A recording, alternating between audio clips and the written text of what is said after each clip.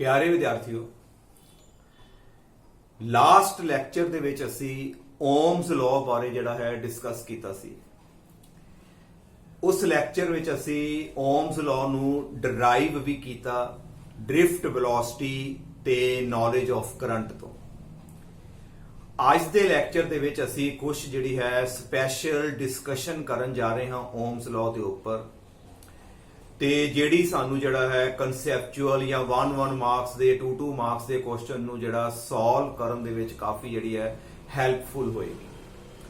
Now first of all, according to Ohm's law ਅਸੀਂ ਕੀ ਪੜਿਆ ਸੀ ਕਿ V is equal to IR, that is the current flowing in the conductor is directly proportional to the applied potential difference। ਜਿੰਨਾ potential difference ਅਸੀਂ ਜ਼ਿਆਦਾ apply ਕਰਾਂਗੇ ਓਨਾ ਸਾਡਾ ਜਿਹੜਾ ਹੈ ਕਰੰਟ ਵੀ ਜ਼ਿਆਦਾ ਫਲੋ ਹੋਏਗਾ।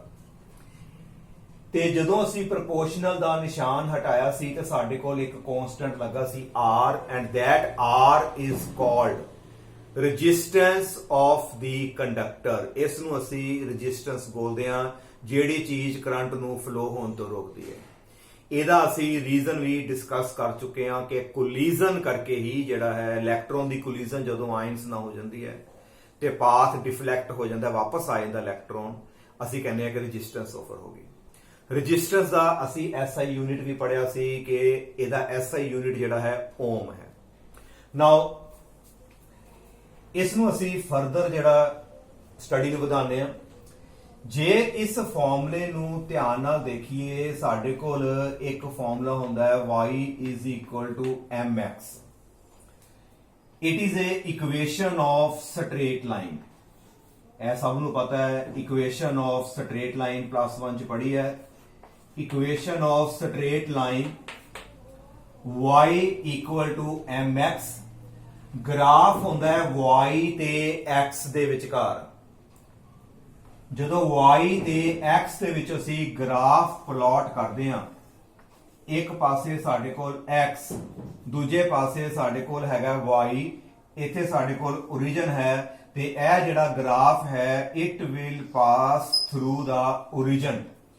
ਇਹ ਤੁਹਾਡਾ ਗ੍ਰਾਫ ਜਿਹੜਾ ਹੈ origin ਦੇ ਵਿੱਚੋਂ ਲੰਘ ਕੇ ਜਾਂਦਾ ਹੈ।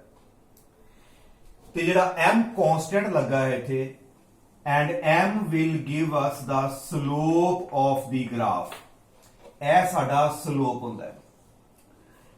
ਤੇ ਜੇ ਇਸ ਫਾਰਮੂਲੇ ਨੂੰ ਇਹਦੇ ਨਾਲ ਕੰਪੇਅਰ ਕਰੀਏ, ਇੱਥੇ y ਵੇਰੀਏਬਲ ਹੈ, ਇੱਥੇ x ਹੈ, ਤੇ ਸਾਡੇ ਕੋਲ ਇੱਥੇ ਜਿਹੜਾ ਹੈ, ਜੇ ਅਸੀਂ ਪਹਿਲਾਂ ਅਸੀਂ r ਲਗਾ ਲੈਂਦੇ ਆ, ਫਿਰ i ਕਰ ਲਓ, ਫਿਰ ਸਾਡੇ ਕੋਲ ਇੱਥੇ ਵੇਰੀਏਬਲ v ਹੈ ਤੇ i ਹੈ। if the graph is between, ਜੇ ਅਸੀਂ ਗ੍ਰਾਫ ਪਲਾਟ ਕਰਦੇ ਹਾਂ, ਇੱਕ ਪਾਸੇ v ਲੈ ਲਿਆ, y ਵਾਲੇ ਪਾਸੇ v, ਤੇ x ਵਾਲੇ ਪਾਸੇ ਅਸੀਂ i ਨੂੰ ਪਲਾਟ ਕਰਦੇ ਹਾਂ।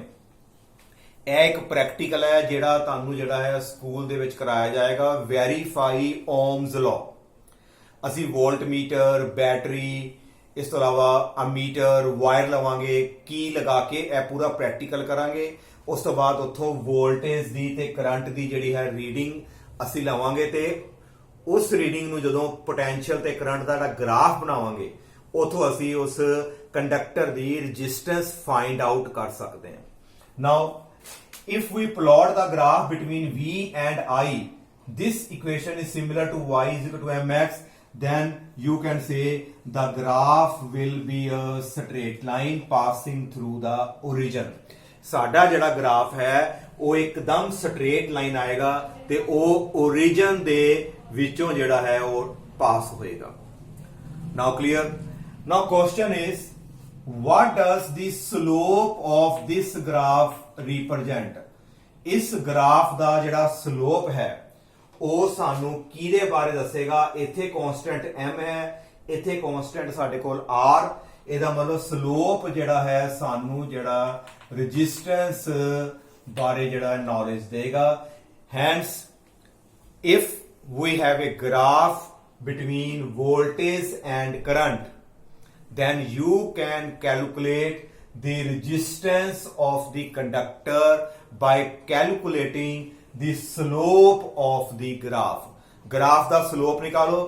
उस स्लोप जिहड़ा है उतों सानू जिहड़ा है रजिस्टेंस जिहड़ा वो आपां नू पता लग सकता है। हुण वही स्लोप नू निकालांगे किस तरह। नाउ इहदे बारे असीं डिस्कस करते हैं कि स्लोप किस तरह निकालांगे। नाउ इस ग्राफ दे उपर असीं किते भी दो पॉइंट ले लांगे। सपोज एक पॉइंट ए है, एक पॉइंट असीं आ बी ले लिया। ए तो परपेंडिकुलर ड्रॉ किया, इत्थे सानू करंट दी कुछ ना कुछ वैल्यू मिलेगी कि कितना करंट है। जो बी तो भी परपेंडिकुलर ड्रॉ करोगे सानू इत्थों भी करंट बारे पता लग जाएगा। नाउ एक परपेंडिकुलर तुसी इधरों ड्रॉ कर दिता, एक असी जिहड़ा है वोल्टेज एक्सिस ऊपर परपेंडिकुलर ड्रॉ करता। नाउ सपोज जदों असी ए पॉइंट लिया उस टाइम ते करंट सीगा I1, जदों असी बी ते पॉइंट तो परपेंडिकुलर ड्रॉ किया उदों करंट साडे कोल आ गया I2। then what will be the value of AC, यह करंट कितना होएगा, and that current will be given by difference of साडे कोल आ जाएगा I2 माइनस I1 का डिफरेंस। इनू मान लो असी लिखता डेल्टा I। इथों तक करंट I1, ए पूरा करंट I2, ते सानू सिर्फ जिहड़ा इन्ना करंट चाहिए है इस तक वैल्यू जिहड़ी है वो I2 विचों असी I1 माइनस करके ए वैल्यू फाइंड आउट कर ली। एदी वैल्यू आ गई साडे कोल डेल्टा I। सिमिलरली जदों इथों असी ड्रॉ किया, इथे मान लो पोटेंशियल V1 है, बी पॉइंट दे potential V2, then what will be the value of BC, इन्ना का पोटेंशियल कितना आएगा, टोटल विचों इनू माइनस कर दोगे साडे कोल आ जाएगा V2 माइनस V1, इनू असी डेल्टा V कहता। नाउ एक असी जिहड़ी आ राइट एंगल ट्रायंगल दे विच देखो ध्यान नाल, सानू एक BC दी वैल्यू पता लग गई, पोटेंशियल कितना है, एक सानू AC दी वैल्यू जिहड़ी असी फाइंड आउट कर ली। उस तो बाद जिहड़ा स्लोप निकालते हैं, स्लोप दा फार्मूला हुंदा है सानू पता है tan थीटा। tan थीटा दा फार्मूला परपेंडिकुलर नू असी बेस दे नाल डिवाइड कर दिंदे हां। Now in this triangle, suppose this is angle theta and here is delta I. Now how to calculate the slope? असी slope किस तरह निकालांगे? Slope दा फार्मूला परपेंडिकुलर नू बेस नाल डिवाइड कर लो। परपेंडिकुलर केड़ा इस ट्रायंगल दा साडे कोल आ गया delta V divided by delta I, ते वोल्टेज नू जदों करंट नाल डिवाइड करदे आ ते साडे कोल कादी वैल्यू आ जाएगी, साडी रेजिस्टेंस दी वैल्यू आ जाएगी। हाँ जी बेटा क्लियर। ਇਹਦਾ मतलब कि ग्राफ सानू जे गिवन है V दे विच ते I दे विच, उस ग्राफ दा असी जिहड़ा है फायदा लेना है, उस ग्राफ दा स्लोप निकालना है। स्लोप निकालण वास्ते ग्राफ दे ऊपर जिथे मर्जी तुसी दो पॉइंट लै सकदे हो। उस तो बाद इन्हां दोनों पॉइंटां तो परपेंडिकुलर ड्रॉ करके थल्ले करंट देखो कितना है, उन्हां करंट दा डिफरेंस निकाल लो, इत्थे आ जाएगा। इसे तरीके नाल इत्थे तुसी पोटेंशियल दी वैल्यू निकाल लो। पोटेंशियल नू जदों करंट नाल डिवाइड करोगे slope tan theta perpendicular base and we will get the resistance. It means slope will give you the value of resistance. पर एक चीज दा खास ध्यान रखना है, पोटेंशियल जिहड़ा है ए Y एक्सिस वाले पासे होना चाहिए है, ते जिहड़ा करंट है ਇਹ ਸਾਡਾ X एक्सिस वाले पासे होना चाहिए, ਤਾਂ ਹੀ ਜਿਹੜਾ ਹੈ पोटेंशियल ओवर करंट ਤੁਹਾਡਾ रेजिस्टेंस आएगा। इन केस ਤੁਹਾਡਾ ग्राफ उल्ट होवे, मान लो ग्राफ ਤੁਹਾਡਾ इस तरह आंदा है, suppose here is the potential, ਤੁਸੀਂ इधर ਨੂੰ प्लॉट करदे हो, इधर ਨੂੰ करंट प्लॉट कर दिंदे हो, उल्ट कर दिता। Potential is along X axis, current is taken along Y axis, then graph ते तुहाडा स्ट्रेट लाइन आ जाएगा। नाउ जदों तुसी ग्राफ के ऊपर कोई भी दो पॉइंट लोगे, इथों तुहाडी एर की वैल्यू V1 इधर आएगी ते इधरों तुहाडे कोल वैल्यू आएगी V2, ते आ जिहड़ी सानू वैल्यू पता लगेगी डेल्टा V। इन्हां दोनों का डिफरेंस कट लियो। ਤੇ ਇਸ ਪਾਸੇ ਜਿਹੜੀ ਸਾਡੀ ਵੈਲਿਊ ਆਏਗੀ now it will be delta I. Angle ਤੇ ਤੁਹਾਡੇ ਕੋਲ ਆਈ ਰਹੇਗਾ। ਤੇ ਜੇ ਤੁਸੀਂ ਹੁਣ ਸਲੋਪ ਨਿਕਾਲੋਗੇ, ਸਲੋਪ ਦਾ formula tan theta perpendicular over base. ਤੇ ਹੁਣ ਦੇਖੋ ਪਰਪੈਂਡੀਕੂਲਰ ਕਿਹੜਾ ਹੈ, ਐਂਗਲ ਦੇ ਸਾਹਮਣੇ ਵਾਲੀ ਸਾਈਡ ਪਰਪੈਂਡੀਕੂਲਰ, ਉੱਪਰ ਆ ਗਿਆ ਡੈਲਟਾ ਆਈ, ਨੀਚੇ ਆ ਗਿਆ ਡੈਲਟਾ ਵੀ। ਇਹ ਵੈਲਿਊ ਉਲਟ ਹੋ ਗਈ, ਜਦਕਿ r ਦਾ ਫਾਰਮੂਲਾ ਹੁੰਦਾ ਹੈ v ਓਵਰ i, ਇੱਥੇ ਆ ਗਿਆ i over v। It means this will equal to 1 over r. This will give the reciprocal of resistance. Now slope ਤੋਂ ਸਾਨੂੰ 1 over r ਬਾਰੇ ਜਿਹੜਾ ਹੈ ਨੌਲੇਜ ਮਿਲੇਗੀ। ਦੋ ਪੁਆਇੰਟ ਅਸੀਂ ਹੁਣ ਆਪਣੇ ਮਾਈਂਡ 'ਚ ਰੱਖਣਾ ਹੈ। ਸਲੋਪ ਜਿਹੜਾ ਹੈ ਸਿੱਧਾ r ਦੇ ਇਕੁਅਲ ਵੀ ਹੋ ਸਕਦਾ ਹੈ, ਤੇ ਜਿਹੜਾ ਸਲੋਪ ਹੈ 1 over r ਦੇ ਇਕੁਅਲ ਵੀ ਹੋ ਸਕਦਾ ਹੈ। ਇਹ ਦੋਨਾਂ ਕੇਸਾਂ ਨੂੰ ਬੜੇ ਧਿਆਨ ਨਾਲ ਸਮਝ ਲਓ। ਜੇ ਤੇ ਕਰੰਟ y ਦੇ ਲੌਂਗ, ਪੋਟੈਂਸ਼ੀਅਲ x ਦੇ ਲੌਂਗ, ਸਲੋਪ ਰੈਜ਼ਿਸਟੈਂਸ ਦੇ ਇਨਵਰਸਲੀ, ਜਿੰਨਾ ਸਲੋਪ ਜ਼ਿਆਦਾ ਹੋਏਗਾ ਓਨੀ ਰੈਜ਼ਿਸਟੈਂਸ ਘੱਟ ਹੋਏਗੀ। ਤੇ ਜੇ ਪੋਟੈਂਸ਼ੀਅਲ y ਦੇ ਲੌਂਗ ਹੈ ਤੇ ਕਰੰਟ x ਦੇ ਲੌਂਗ ਹੈ ਤੇ ਫਿਰ ਡਾਇਰੈਕਟਲੀ ਆਏਗਾ। ਜਿੰਨਾ ਸਲੋਪ ਜ਼ਿਆਦਾ ਓਨੀ ਜਿਹੜੀ ਹੈ ਸਾਡੀ ਜਿਹੜੀ ਹੈ ਰੈਜ਼ਿਸਟੈਂਸ ਵੀ ਉਹ ਜ਼ਿਆਦਾ ਆਏਗੀ। ਨਾਓ ਇੱਕ ਪ੍ਰੋਬਲਮ ਹੈ ਜਿਹੜੀ ਇਹਦੇ ਬੇਸ ਤੇ ਆਪਾਂ ਕਰਨ ਦੀ ਕੋਸ਼ਿਸ਼ ਕਰਦੇ ਹਾਂ। ਇਹ ਦੋਨੋਂ ਫਾਰਮੂਲੇ ਆਪਣੇ ਮਾਈਂਡ 'ਚ ਰੱਖ ਲਓ। ਇਸ ਫਾਰਮੂਲੇ ਦੇ ਵਿੱਚ ਧਿਆਨ ਰੱਖਣਾ ਹੈ ਕਿ v ਉਹ x ਐਕਸਿਸ ਦੇ ਲੌਂਗ ਹੈ ਤੇ ਕਰੰਟ ਜਿਹੜਾ ਹੈ y ਐਕਸਿਸ ਦੇ ਲੌਂਗ ਹੈ। ਫਿਰ ਆਹ ਫਾਰਮੂਲਾ ਲੱਗੇਗਾ। ਤੇ ਇਹ ਫਾਰਮੂਲਾ ਤਾਂ ਲਗਾਉਣਾ ਹੈ ਤੁਸੀਂ ਡਾਇਰੈਕਟਲੀ ਵਾਲਾ, ਜੇਕਰ v ਜਿਹੜਾ ਹੈ ਉਹ ਤੁਹਾਡਾ y ਐਕਸਿਸ ਦੇ ਲੌਂਗ ਤੇ ਕਰੰਟ ਜਿਹੜਾ ਹੈ ਤੁਹਾਡਾ x ਐਕਸਿਸ ਦੇ ਅਲੋਂਗ ਹੋਏਗਾ। ਨਾਓ ਸਪੋਜ਼ ਸਾਡੇ ਕੋਲ ਇੱਕ ਵੈਸੇ ਹੀ ਗ੍ਰਾਫ ਦਿੱਤੇ ਨੇ। ਨਾਓ देयर आर टू ग्राफ, एक ग्राफ A, एक graph B, and here is I and here is B. Now this angle is 30 degree and this angle is 60 degree. Now the question is, ਦੋ wire ਨੇ, ਇੱਕ A ਇੱਕ B, ਇਹਨਾਂ ਦੋਨਾਂ wire ਵਿੱਚੋਂ resistance ਕਿਹਦੀ ਜ਼ਿਆਦਾ ਹੋਏਗੀ? Now question is, out of these two wire which one have more resistance? ਹੁਣ ਅਸੀਂ ਕਿਸ ਤਰ੍ਹਾਂ ਪਤਾ ਕਰਾਂਗੇ? ਸਭ ਨਾਲ ਪਹਿਲਾਂ ਦੇਖਿਆ ਕਿ ਗ੍ਰਾਫ ਕੱਚ ਹੈ। ਹਾਂਜੀ, ਗ੍ਰਾਫ ਤੇ ਹੈਗਾ v ਤੇ i 'ਚ। ਇਹਦਾ ਮਤਲਬ ਹੈ ਜੇ v ਤੇ i ਵਿੱਚ ਗ੍ਰਾਫ ਹੋਵੇ ਤੇ ਗ੍ਰਾਫ ਦਾ ਸਲੋਪ ਸਾਨੂੰ ਰੈਜ਼ਿਸਟੈਂਸ ਬਾਰੇ ਦੱਸੇਗਾ। ਫਿਰ ਦੂਸਰਾ ਪੁਆਇੰਟ, ਸਲੋਪ ਕਿਸ ਤਰ੍ਹਾਂ ਨਿਕਾਲਦੇ ਆ? ਸਲੋਪ ਨਿਕਾਲਣ ਦਾ ਫਾਰਮੂਲਾ ਵੈਸੇ ਸਾਡੇ ਕੋਲ tan ਥੀਟਾ ਹੁੰਦਾ ਹੈ। tan ਥੀਟੇ ਤੋਂ ਆਪਾਂ ਸਲੋਪ ਨਿਕਾਲ ਲਾਂਗੇ। ਐਂਗਲ ਵੀ ਸਾਨੂੰ ਗਿਵਨ ਹੈਗੇ ਦੋਨੋਂ। ਨਾਓ ਮੇਨ ਜਿਹੜਾ ਹੈ ਪੁਆਇੰਟ ਆਪਣੇ ਮਾਈਂਡ 'ਚ ਲੈ ਕੇ ਆਓ ਕਿ ਤੁਸੀਂ ਦੇਖਣਾ ਹੈ ਕਿ v ਕਿਹੜੇ ਪਾਸੇ ਹੈ। v ਜਿਹੜਾ ਪੋਟੈਂਸ਼ੀਅਲ ਹੈ it is along y Axis. Potential ਸਾਡਾ y ਐਕਸਿਸ ਅਲੋਂਗ, ਕਰੰਟ ਸਾਡਾ x ਐਕਸਿਸ ਅਲੋਂਗ ਹੈ। ਇਹਦਾ ਮਤਲਬ ਆ ਫਾਰਮੂਲਾ ਲੱਗੇਗਾ, ਸਲੋਪ ਰੈਜ਼ਿਸਟੈਂਸ ਦੇ ਡਾਇਰੈਕਟਲੀ, ਜਿਹਦਾ ਸਲੋਪ ਜ਼ਿਆਦਾ ਹੋਏਗਾ ਉਹਦੀ ਰੈਜ਼ਿਸਟੈਂਸ ਵੀ ਜ਼ਿਆਦਾ ਹੋਏਗੀ। ਨਾਓ ਸਲੋਪ ਕਿਹਦਾ ਜ਼ਿਆਦਾ ਹੈ? ਸਲੋਪ tan ਥੀਟਾ, ਥੀਟਾ ਦੇ ਉੱਤੇ ਸਲੋਪ ਡਿਪੈਂਡ ਕਰਦਾ ਹੈ। ਜਿਹਦਾ ਥੀਟਾ ਜ਼ਿਆਦਾ ਹੋਏਗਾ ਉਹਦੀ tan ਥੀਟਾ ਦੀ ਵੈਲਿਊ ਜ਼ਿਆਦਾ ਆਏਗੀ, ਉਹਦਾ ਸਲੋਪ ਵੀ ਜ਼ਿਆਦਾ ਹੈ। ਥੀਟਾ ਜਿਹੜਾ ਜ਼ਿਆਦਾ ਹੈ 60 ਡਿਗਰੀ A ਦਾ, ਇਹਦਾ ਮਤਲਬ ਜੇ A ਵਾਸਤੇ ਸਲੋਪ ਜ਼ਿਆਦਾ ਹੈ, ਇਹਦਾ ਮਤਲਬ A the resistance of A will be greater than resistance of B। ਬਸ ਇਸ ਚੀਜ਼ ਦਾ ਖਾਸ ਤੌਰ ਦੇ ਉੱਤੇ ਧਿਆਨ ਰੱਖਣਾ ਹੈ।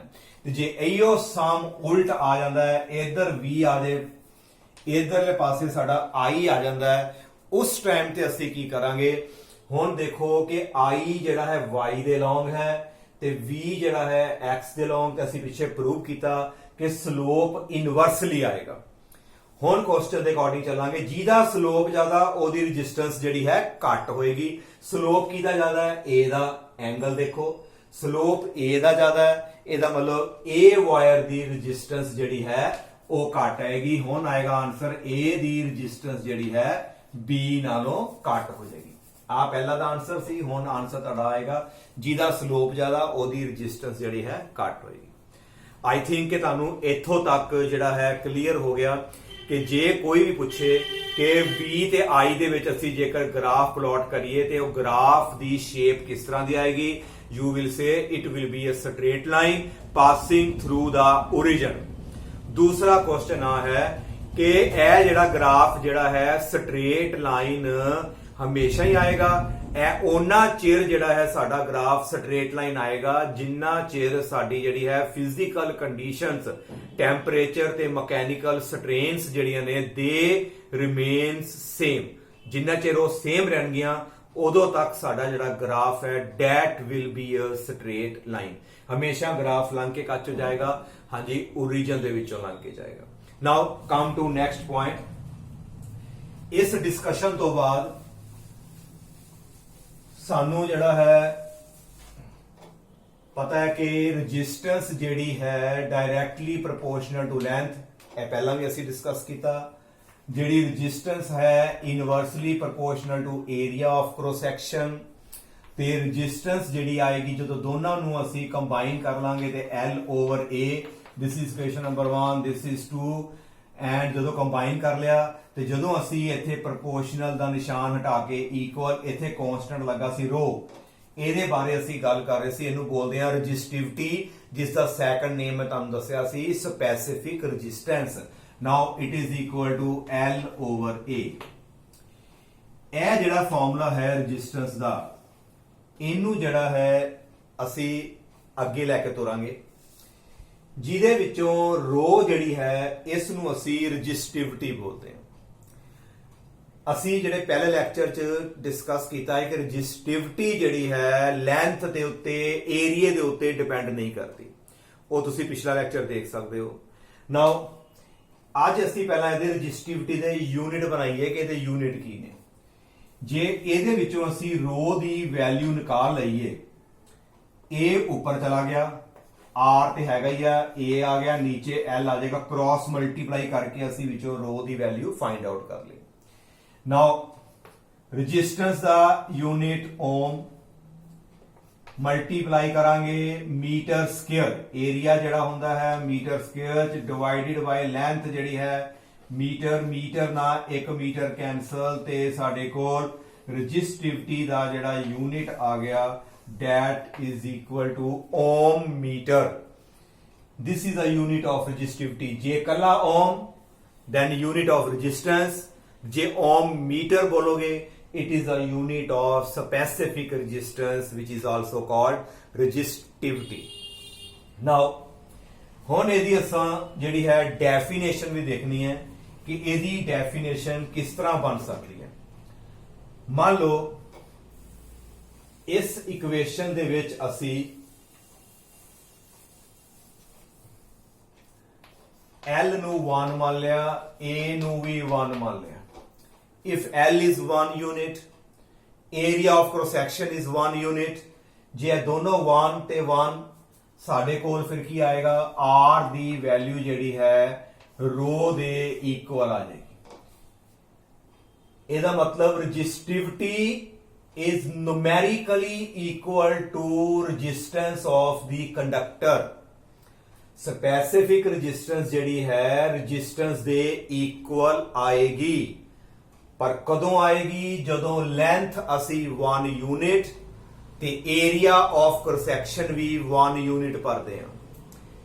it means ਉਹ ਕੰਡਕਟਰ ਜਿਹਦੀ ਲੈਂਥ 1 ਯੂਨਿਟ ਹੈ, ਜਿਹਦਾ area of cross section 1 unit ਹੈ, ਉਸ ਦੀ ਜਿੰਨੀ ਰੈਜ਼ਿਸਟੈਂਸ ਹੋਏਗੀ ਉਸ ਨੂੰ ਅਸੀਂ ਜਿਹੜਾ ਹੈ ਬੋਲਾਂਗੇ ਸਪੈਸੀਫਿਕ ਰੈਜ਼ਿਸਟੈਂਸ।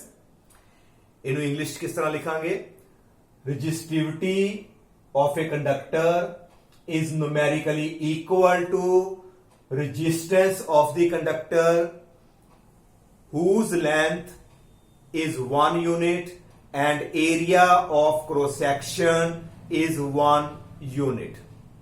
ਜੇ ਏਰੀਆ ਵੀ 1 ਹੈ, ਲੈਂਥ ਵੀ 1 ਹੈ, ਤੇ ਇਹਦਾ ਮਤਲਬ ਸਾਡਾ ਜਿਹੜਾ ਵੋਲਿਊਮ ਹੋ ਗਿਆ, ਏਰੀਆ ਤੇ ਲੈਂਥ ਨੂੰ ਮਲਟੀਪਲਾਈ ਕਰੀਏ ਵੋਲਿਊਮ ਆਉਂਦਾ ਹੈ, ਸਾਡਾ ਵੋਲਿਊਮ ਵੀ 1 ਯੂਨਿਟ ਹੀ ਹੋਏਗਾ। ਉਹ ਕੰਡਕਟਰ ਜਿਹਦਾ ਯੂਨਿਟ ਵੋਲਿਊਮ ਹੈ, ਠੀਕ ਹੈ ਬੇਟਾ, ਉਹਦੀ ਜਿਹੜੀ ਰੈਜ਼ਿਸਟੈਂਸ ਹੈ ਉਸ ਨੂੰ ਅਸੀਂ ਬੋਲਾਂਗੇ resistivity. resistivity is equal to resistance of a 1 cube unit conductor. Now R is equal to rho, ਇਹਦਾ यूनिट ਅਸੀਂ ਜਿਹੜਾ ਹੈ निकाल लिया कि resistivity ਦਾ यूनिट ओम मीटर है. Now the next point, ਜੇ ਅਸੀਂ resistance ਦਾ ਹੁਣ ਅਸੀਂ reciprocal ਕਰ ਦਈਏ, ਇੱਕ ਪਾਸੇ ਰੈਜ਼ਿਸਟੈਂਸ ਹੈ, ਇੱਕ ਪਾਸੇ ਸਾਡੇ ਕੋਲ ਜਿਹੜਾ ਹੈ ਹੁਣ ਅਸੀਂ ਕੰਡਕਟੈਂਸ ਬਾਰੇ ਗੱਲ ਕਰਦੇ ਹਾਂ. ਪਹਿਲਾਂ ਰੈਜ਼ਿਸਟੈਂਸ ਦਾ ਜੇ ਅਸੀਂ ਰੈਸੀਪ੍ਰੋਕਲ ਕਰ ਦਈਏ then it is called, ਇਹਦਾ ਜਿਹੜਾ ਰੈਸੀਪ੍ਰੋਕਲ ਹੈ ਇਸ ਨੂੰ ਅਸੀਂ ਬੋਲਦੇ ਹਾਂ ਕੰਡਕਟੈਂਸ. reciprocal of resistance is called conductance. resistance ਦਾ ਮਤਲਬ ਰੁਕਾਵਟ, ਕਰੰਟ ਨੂੰ ਫਲੋ ਹੋਣ ਤੋਂ ਜਿਹੜੀ ਚੀਜ਼ ਰੋਕਦੀ ਹੈ ਉਹ ਰੈਜ਼ਿਸਟੈਂਸ ਹੈ, ਤੇ ਰੈਜ਼ਿਸਟੈਂਸ ਦਾ ਰੈਸੀਪ੍ਰੋਕਲ ਉਹ ਕੰਡਕਟੈਂਸ ਹੈ. ਜਿੰਨੀ ਰੈਜ਼ਿਸਟੈਂਸ ਘੱਟ ਹੋਏਗੀ ਉਹਨਾਂ ਕਰੰਟ ਈਜ਼ੀਲੀ ਫਲੋ ਕਰੇਗਾ. ਅਸੀਂ ਬੋਲਾਂਗੇ ਸਾਡੀ ਕੰਡਕਟੈਂਸ ਜਿਹੜੀ ਹੈ ਉਹ ਜ਼ਿਆਦਾ ਹੈ. ਇਹਦਾ ਮਤਲਬ ਕੰਡਕਟੈਂਸ ਨੂੰ ਅਸੀਂ ਜੇ C ਨਾਲ ਲਿਖਦੇ ਹਾਂ ਜਾਂ ਅਸੀਂ ਮੰਨ ਲਓ G ਨਾਲ ਅਸੀਂ ਕੰਡਕਟੈਂਸ ਲਿਖਦੇ ਹਾਂ ਤੇ ਸਾਡੇ ਕੋਲ ਆਏਗਾ 1/R. ਰੈਜ਼ਿਸਟੈਂਸ ਦਾ ਰੈਸੀਪ੍ਰੋਕਲ ਕਰ ਲੋਗੇ ਉਹ ਕੰਡਕਟੈਂਸ ਆ ਜਾਏਗੀ. ਇਹ ਦੋਨੋਂ ਆਪਸ ਉਲਟ ਨੇ. ਜੇ ਰੈਜ਼ਿਸਟੈਂਸ ਜ਼ਿਆਦਾ ਹੈ, ਰੁਕਾਵਟ ਜ਼ਿਆਦਾ ਹੈ ਤੇ ਕਰੰਟ ਫਲੋ ਨਹੀਂ ਕਰੇਗਾ, ਤੇ ਜੇ ਰੈਜ਼ਿਸਟੈਂਸ ਘੱਟ ਹੈ ਤੇ ਉਹਦੀ ਜਿਹੜੀ ਹੈ ਕੰਡਕਟੈਂਸ ਤੁਹਾਡੀ ਜ਼ਿਆਦਾ ਆਏਗੀ. ਸਿਮਿਲਰਲੀ ਦੂਜੀ ਟਰਮ ਸੀ ਸਾਡੇ ਕੋਲ ਰੋ, this is called the resistivity. ਤੇ ਜੇ ਰੈਜ਼ਿਸਟਿਵਿਟੀ ਦਾ ਅਸੀਂ ਰੈਸੀਪ੍ਰੋਕਲ ਨਿਕਾਲਦੇ ਹਾਂ ਤੇ ਸਾਡੇ ਕੋਲ ਜਿਹੜਾ ਹੈ ਰੈਜ਼ਿਸਟਿਵ ਦਾ ਰੈਸੀਪ੍ਰੋਕਲ ਆਏਗਾ sigma. It is called conductivity. ਇਸ ਨੂੰ ਅਸੀਂ ਬੋਲਦੇ ਹਾਂ ਕੰਡਕਟਿਵਿਟੀ. ਰੈਜ਼ਿਸਟੈਂਸ ਦਾ ਉਲਟ ਕੰਡਕਟੈਂਸ ਤੇ ਸਾਡੇ ਕੋਲ ਰੈਜ਼ਿਸਟਿਵਿਟੀ ਦਾ ਉਲਟ ਕੰਡਕਟਿਵਿਟੀ ਆ ਜਾਏਗਾ. ਨਾਓ ਸਿਗਮਾ ਕਿਹਦੇ ਇਕੁਅਲ ਆਏਗਾ? It will equal to 1/ρ. Sigma ਦੀ ਵੈਲਿਊ 1/ρ ਆਏਗੀ. ਉਹਦਾ ਰੈਸੀਪ੍ਰੋਕਲ ਕਰ ਲਓ. ਜਿੰਨੀ ਰੈਜ਼ਿਸਟਿਵਿਟੀ ਜ਼ਿਆਦਾ ਓਨੀ ਕੰਡਕਟਿਵਿਟੀ ਘੱਟ ਹੋਏਗੀ, ਜਿੰਨੀ ਰੈਜ਼ਿਸਟਿਵਿਟੀ ਘੱਟ ਹੋਏਗੀ ਓਨੀ ਸਾਡੀ ਜਿਹੜੀ ਹੈ ਕੰਡਕਟਿਵਿਟੀ ਤੁਹਾਡੀ ਉਹ ਜ਼ਿਆਦਾ ਆ ਜਾਏਗੀ. ਨਾਓ ਜੇ ਇਹਦਾ ਯੂਨਿਟ ਦੀ ਗੱਲ ਕਰੀਏ, ਇਹਦਾ ਯੂਨਿਟ ਓਮ ਹੈ, ਨੀਚੇ ਅਸੀਂ OHM, ਤੇ ਇਹਦਾ ਮਤਲਬ G ਦਾ ਜਿਹੜਾ ਯੂਨਿਟ ਆਏਗਾ ਸਾਡੇ ਕੋਲ ਆਏਗਾ ਓਮ ਇਨਵਰਸ. ਓਮ ਦਾ ਇਨਵਰਸ ਕਰ ਦਾਂਗੇ ਤੇ ਸਾਡੇ ਕੋਲ ਜਿਹੜਾ ਹੈ ਯੂਨਿਟ ਆ ਜਾਏਗਾ ਸਾਡਾ ਕੰਡਕਟੈਂਸ ਦਾ. And you can also write it as mho. ਉਲਟ ਲਿਖ ਦੋ MHO. ਇਹ ਮਾਈਨਸ ਜੇ ਨਹੀਂ ਲਗਾਉਣਾ ਚਾਹੁੰਦੇ, ਓਮ ਇਨਵਰਸ ਨੂੰ ਅਸੀਂ ਮੋ ਵੀ ਲਿਖਦੇ ਹਾਂ. It is the unit of conductance. Conductance ਦਾ ਯੂਨਿਟ ਸਾਡੇ ਕੋਲ ਆ ਜਾਏਗਾ ਮੋ. ਇਹਦਾ ਇੱਕ ਹੋਰ ਯੂਨਿਟ ਹੈ ਸਾਈਮਨ ਵੀ ਬੋਲਦੇ ਆਪਾਂ ਇਹਨੂੰ, SIEMEN. ਇਸੇ ਤਰੀਕੇ ਨਾਲ ਜੇ ਅਸੀਂ ਹੁਣ ਕੰਡਕਟਿਵਿਟੀ ਦਾ ਯੂਨਿਟ ਦੇਖਣਾ ਚਾਹੁੰਦੇ ਹੋ ਤੇ ਕੰਡਕਟਿਵਿਟੀ ਦਾ ਯੂਨਿਟ ਕੀ ਆਏਗਾ? ਨੀਚੇ ਓਮ ਮੀਟਰ, ਕਿਉਂਕਿ ਇਹਦਾ ਯੂਨਿਟ ਰੈਜ਼ਿਸਟਿਵਿਟੀ ਦਾ ਓਮ ਮੀਟਰ. ਇਹਨੂੰ ਉੱਪਰ ਖੜੋਗੇ ਤੇ ਸਾਡੇ ਕੋਲ ਆ ਜਾਏਗਾ ਓਮ ਇਨਵਰਸ, ਮੀਟਰ ਇਨਵਰਸ, ਤੇ ਓਮ ਇਨਵਰਸ ਨੂੰ ਅਸੀਂ ਜਿਹੜਾ ਹੈ ਮੋ ਅੱਗੇ ਲਿਖ ਸਕਦੇ ਹਾਂ metre inverse. This is a unit of conductivity. ਇਹ ਸਾਡੇ ਕੋਲ ਕੰਡਕਟਿਵਿਟੀ ਦਾ ਯੂਨਿਟ ਆਏਗਾ. Now again come to the formula resistance. Now resistance is equal to rho L over A.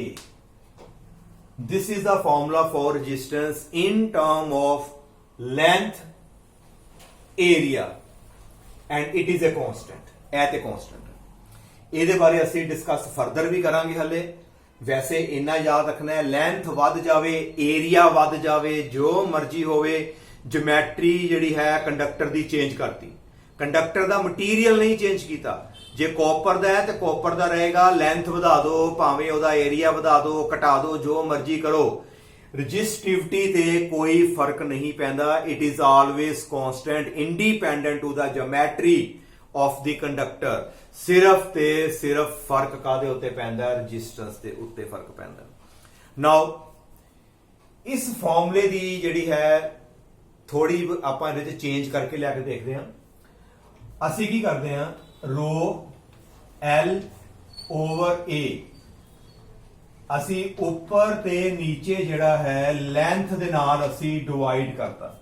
ਉੱਪਰ ਵੀ ਮਲਟੀਪਲਾਈ ਕਰਤਾ ਤੇ ਨੀਚੇ ਵੀ ਲੈਂਥ ਨਾਲ ਮਲਟੀਪਲਾਈ ਕਰਤਾ, ਯਾਨੀ ਕਿ ਉੱਪਰ ਨੀਚੇ ਜਿਹੜਾ ਹੈ ਸੇਮ ਵੈਲਿਊ ਦੇ ਨਾਲ ਅਸੀਂ ਜਿਹੜਾ ਹੈ ਮਲਟੀਪਲਾਈ ਕਰ ਦਿੱਤਾ, ਕੋਈ ਫਰਕ ਤੇ ਪਏਗਾ ਹੀ ਨਹੀਂ। Now you can write it as rho at density.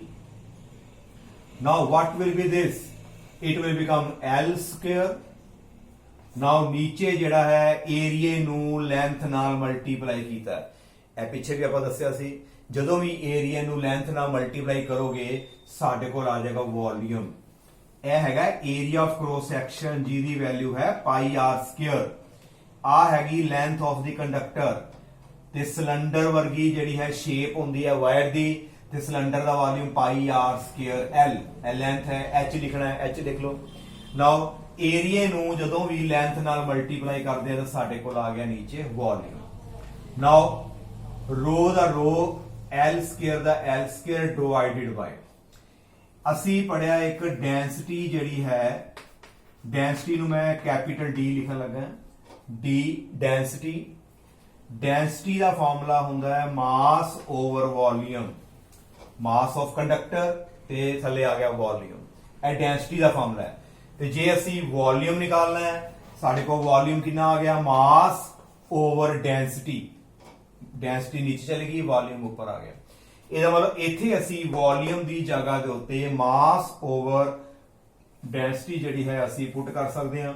ਨੀਚੇ ਸਾਡਾ ਵੋਲਿਊਮ ਹੈ, ਨੀਚੇ ਆ ਗਿਆ ਮਾਸ ਡਿਵਾਈਡਡ ਬਾਈ ਸਾਡੇ ਕੋਲ ਆ ਗਿਆ ਡੈਂਸਿਟੀ। ਡੈਂਸਿਟੀ ਜਿਹੜੀ ਹੈ ਉਲਟ ਕੇ ਉੱਪਰ ਆ ਜਾਏਗੀ। ਸਾਡੇ ਕੋਲ ਜਿਹੜਾ ਹੈ R ਦਾ ਜਿਹੜਾ ਫਾਰਮੂਲਾ ਕੀ ਬਣ ਜਾਏਗਾ, R will be equal to rho, ਨਾਲ ਆ ਜਾਏਗਾ D density L square divided by M। This is the formula for resistance in term of length, mass and density। Uh constant है resistivity ਤੇ density भी for a given material ਜਿਹੜੀ ਹੈ ਉਹ fix ਰਹਿੰਦੀ ਹੈ। Now this is the formula for resistance in term of length and mass। ਇਸ ਨੂੰ ਅਸੀਂ ਇੱਕ ਸਾਈਡ ਤੇ ਲਿਖ ਲੈਂਦੇ ਹਾਂ। Now resistance ਦਾ formula length ਤੇ mass ਵਿੱਚ ਕੀ ਬਣਦਾ ਹੈ, ਇੱਕ ਰੋ ਆਏਗਾ, ਇੱਕ ਸਾਡੇ ਕੋਲ density ਆਏਗੀ, ਇੱਕ ਸਾਡੇ ਕੋਲ ਆ ਗਿਆ L square ਤੇ divided by ਸਾਡੇ ਕੋਲ ਆ ਗਿਆ M। Now next ਇੱਥੇ ਅਸੀਂ ਦੁਬਾਰਾ ਥੋੜੀ ਜਿਹੀ ਚੇਂਜ ਕਰਕੇ ਦੇਖਦੇ ਹਾਂ। ਇੱਥੇ ਅਸੀਂ ਮਲਟੀਪਲਾਈ ਕੀਤਾ ਸੀ ਲੈਂਥ ਦੇ ਨਾਲ ਤੇ ਥੱਲੇ ਵੀ ਲੈਂਥ, ਹੁਣ ਅਸੀਂ ਉੱਪਰ ਥੱਲੇ ਜਿਹੜਾ ਹੈ ਏਰੀਏ ਦੇ ਨਾਲ ਮਲਟੀਪਲਾਈ ਕਰਤਾ। ਪਹਿਲਾਂ ਅਸੀਂ ਲੈਂਥ ਨਾਲ ਮਲਟੀਪਲਾਈ ਕੀਤਾ ਸੀ ਉੱਪਰ ਥੱਲੇ, ਹੁਣ ਅਸੀਂ ਏਰੀਏ ਦੇ ਨਾਲ ਮਲਟੀਪਲਾਈ ਕੀਤਾ ਤੇ ਸਾਡੇ ਕੋਲ ਰੋ ਐਲ ਏ ਡਿਵਾਈਡਡ ਬਾਈ ਸਾਡੇ ਕੋਲ ਆ ਗਿਆ A square. Now length into area, ਇਹ ਸਾਡਾ ਵੋਲਿਊਮ ਬਣ ਜਾਏਗਾ, rho V divided by A square. This is a volume of the conductor. ਏਰੀਏ ਨੂੰ ਲੈਂਥ ਨਾਲ ਅਸੀਂ ਮਲਟੀਪਲਾਈ ਕਰਤਾ। ਨਾਓ ਵੋਲਿਊਮ ਦਾ ਫਾਰਮੂਲਾ ਹੁਣੇ ਪੜਿਆ। ਵੋਲਿਊਮ ਦਾ ਫਾਰਮੂਲਾ ਕੀ ਹੁੰਦਾ ਹੈ, ਮਾਸ ਓਵਰ ਡੈਂਸਿਟੀ। ਥੱਲੇ ਤੇ ਏ ਸਕੁਅਰ ਹੈਗਾ ਹੀ ਹੈ ਤੇ ਨਾਲ ਥੱਲੇ ਆ ਜਾਏਗਾ ਸਾਡੇ ਕੋਲ capital D. Now this is the formula for resistance, rho m divided by a square d। this is ਇਹ ਫਾਰਮੂਲਾ ਜਿਹੜਾ ਹੈ ਸਾਡਾ ਲੈਂਥ ਤੇ ਮਾਸ, ਇਹ ਫਾਰਮੂਲਾ ਜਿਹੜਾ ਹੈ ਮਾਸ ਤੇ ਏਰੀਆ ਦੇ ਵਿੱਚ ਅਸੀਂ ਜਿਹੜਾ ਹੈ ਫਾਰਮੂਲੇ ਨੂੰ ਅਸੀਂ ਕਨਵਰਟ ਕਰ ਦਿੱਤਾ ਹੈ।